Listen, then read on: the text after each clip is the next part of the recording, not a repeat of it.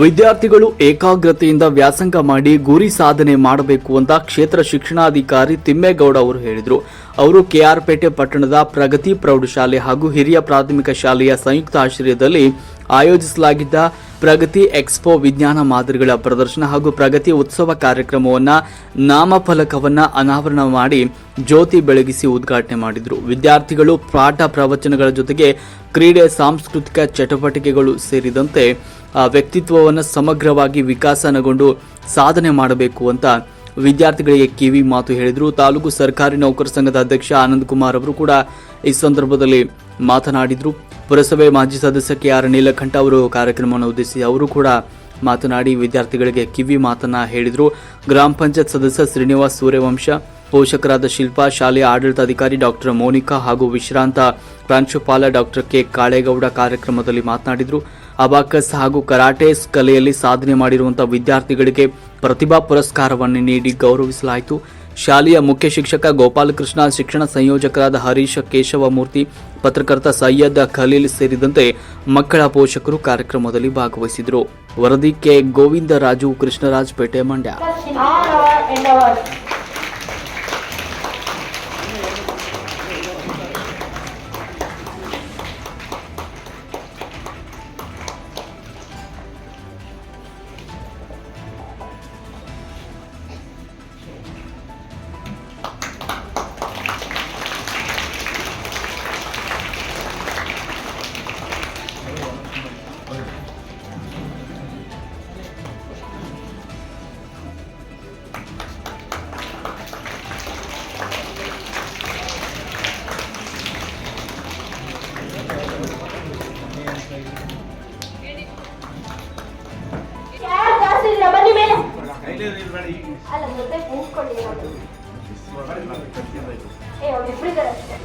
ಒಳ್ಳೆ ಶೈಕ್ಷಣಿಕ ವಾತಾವರಣ ಮೂಡಿಬರಲಿ, ಮಕ್ಕಳು ಚೆನ್ನಾಗಿ ಕಲಿತು ಪೋಷಕರಿಗೆ ಮತ್ತು ಶಾಲೆಗೆ ಹೆಸರನ್ನ ತರಲಿ ಅಂತ ಹಾರೈಸ್ತಾ ನಾನು ಒಂದು 10 ನಿಮಿಷ ಅಂತ ಬಂದೆ.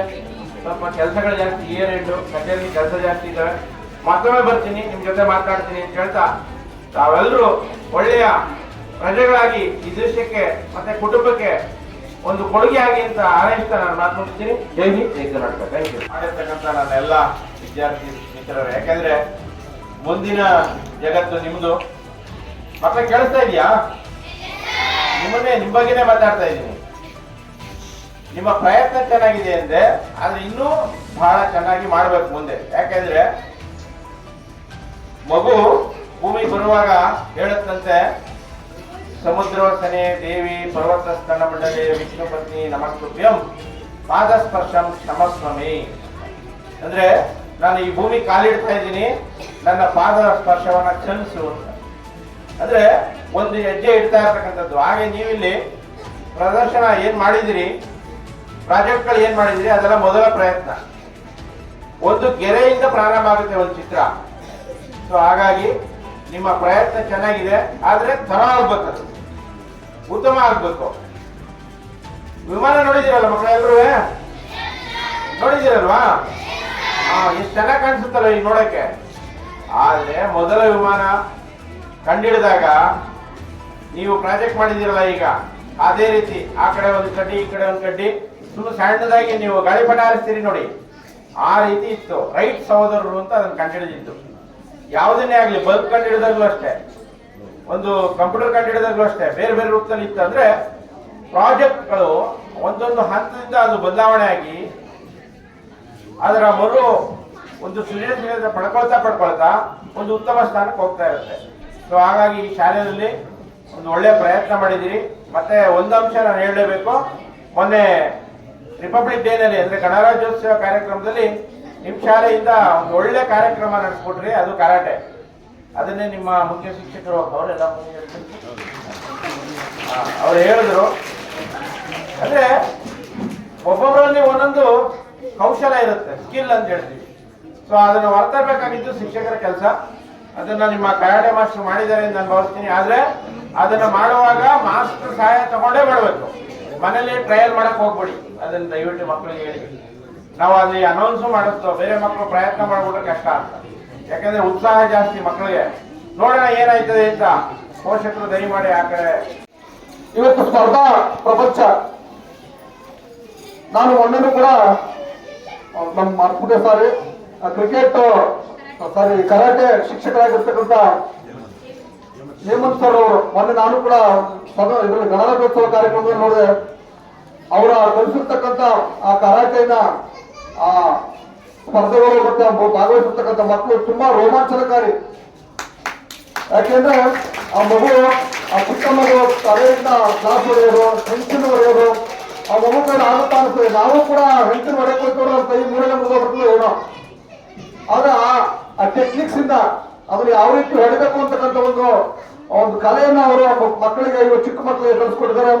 ಜೊತೆಗೆ ಅವರನ್ನ ಅವರು ರಕ್ಷಣೆ ಮಾಡ್ಕೊಳ್ತಕ್ಕಂಥ ಶಕ್ತಿ ಎಲ್ಲ ಪ್ರತಿಯೊಂದು ಮಗು ಕೂಡ ಕಲ್ತ್ರೆ ಆಗುತ್ತದೆ ಅಂತಕ್ಕಂಥ ಒಂದು ಮನಸ್ಥಿತಿ ನನಗೆ ಅನಿಸ್ತದೆ. ಸಾಮಾನ್ಯವಾಗಿ ಇವತ್ತಿನ ಪ್ರಪಂಚದಲ್ಲಿ ಹೆಣ್ಣು ಮಕ್ಕಳು ಕಲ್ತ್ರೆ ತುಂಬಾ ಒಳ್ಳೆಯದು. ಯಾಕೆಂದ್ರೆ ಅವರನ್ನ ಅವ್ರು ರಕ್ಷಣೆ ಮಾಡ್ಕೊಳ್ತಕ್ಕಂಥ ಕೆಲಸವನ್ನು ಮಾಡ್ತಾ ಇದ್ದಾರೆ. ನಾವು ಆಗ್ಲೇ ಹೇಳಿದಾಗ ಇದನ್ನ ಕ್ರಿಕೆಟ್ ಮತ್ತೆ ಏನು ಮತ್ತಿನ್ನೊಂದು ಮೊನ್ನೆ ನೋಡಿದ್ರಿ, ಈಗೆಲ್ಲ ನೋಡಿದ್ರಿ ಅಬಾಕಾಸ್, ಅದು ಕೂಡ ತುಂಬಾ ಚೆನ್ನಾಗಿತ್ತು. ಇದನ್ನ ಮಕ್ಕಳಲ್ಲಿ ಬೆಳೆಸಿದ್ರೆ ಅವರ ಸ್ಪರ್ಧಾ ಮನೋಭಾವನೆ ಬೆಳೀತಾ ಮತ್ತೆ ದೈಹಿಕವಾಗಿ ಕೂಡ ಮಕ್ಕಳು ಎಲ್ಲ ಈ ಓದ್ತಾ ಇರ್ತಕ್ಕಂಥ ಎಲ್ಲಾ ಮಕ್ಕಳು ಕೂಡ ಏನು ಸರ್ಕಾರಿ ಸೇವೆಗಾಗ್ಲಿ ಅಥವಾ ಉದ್ಯೋಗಕ್ಕೆ ಹೋಗ್ತಾರೆ ಅಂತಲ್ಲ, ಎಲ್ಲಾ ಮಕ್ಕಳು ಕೂಡ ದೈಹಿಕವಾಗಿ ಮಾನಸಿಕವಾಗಿ ಚೆನ್ನಾಗಿದ್ರೆ ಅವ್ರ ಜೀವನವನ್ನು ರೂಪಿಸ್ಕೊಳ್ತಕ್ಕಂಥ ಶಕ್ತಿ ಬರ್ತದೆ. ಅದನ್ನ ಮಾಡೋದ್ರಿಂದ ಅವ್ರ ರಕ್ಷಣೆನ ಅವ್ರು ಮಾಡ್ಕೊಳ್ತಾರೆ ಅಂತಕ್ಕಂಥದನ್ನ ಹೇಳೋದಕ್ಕೆ ಇಷ್ಟಪಡ್ತೀನಿ. ಜೊತೆಗೆ ಏನಿವತ್ತು ಸ್ಪರ್ಧಾ ಪ್ರಪಂಚದಲ್ಲಿ ಕೇವಲ ಓದಿದ್ರೆ ಮಾತ್ರ ಸಾಲದು, ಕ್ರೀಡಾಪಟುಗಳು ಅವ್ರ ಕ್ರೀಡೆಯಲ್ಲೂ ಕೂಡ ಅವರಲ್ಲಿ ಇರ್ತಕ್ಕಂಥ ಏನೋ ಮಗುವಿನ ಮನಸ್ಸಿನಲ್ಲಿ ಏನಿದೆಯೋ ಅದನ್ನ ಗುರುತಿಸಿ ಆ ಮಗುವಿನ ಉತ್ತೇಜನ ಕೊಡ್ತಕ್ಕಂಥ ಒಂದು ಕ್ರಮವನ್ನ ಈ ಪ್ರಗತಿ ಶಾಲೆಯವರು ಮಾಡ್ತಾ ಇದ್ದಾರೆ. ಈ ಪ್ರಗತಿ ಶಾಲೆಯಲ್ಲಿ ಇನ್ನೂ ಕೂಡ ಈ ಶಾಲೆ ಈ ಸಂಸ್ಥೆ ಅತ್ಯಂತ ಎತ್ತರ ಮಟ್ಟಕ್ಕೆ ಬೆಳೆದು ಈ ಮಕ್ಕಳಿಗೆ ಉತ್ತಮ ವ್ಯಾಸಂಗವನ್ನ ಮಾಡಿಸ್ತಾ ಇದ್ದಾರೆ. ಅವರು ಉತ್ತಮ ವಿದ್ಯಾರ್ಥಿಗಳ ರೂಪಿಸ್ಲಿ ಅಂತ ಹೇಳ್ತಾ ಅವ್ರಲ್ಲಿರ್ತಕ್ಕಂಥ ಏನೋ ಚಟುವಟಿಕೆಗಳಿದೆಯೋ ಆ ಚಟುವಟಿಕೆ ಉತ್ತೇಜನ ಕೊಡ್ತಾ ಇದ್ದಾರೆ. ಅದನ್ನು ಕೂಡ ಇನ್ನೂ ಹೆಚ್ಚಿನ ಪ್ರಮಾಣದಲ್ಲಿ ಅವರು ಮಾಡಲಿ ಅಂತ ಹೇಳ್ತಾ ನನ್ನ ಕರೆಸಿ ಈ ಕಾರ್ಯಕ್ರಮದಲ್ಲಿ ಮಾತನಾಡೋದಕ್ಕೆ ಅವಕಾಶ ಮಾಡಿಕೊಟ್ಟಂತ ನಿಮ್ಮೆಲ್ಲರೂ ಕೂಡ ವಂದಿಸಿ ನಿಮ್ಮೆಲ್ಲರೂ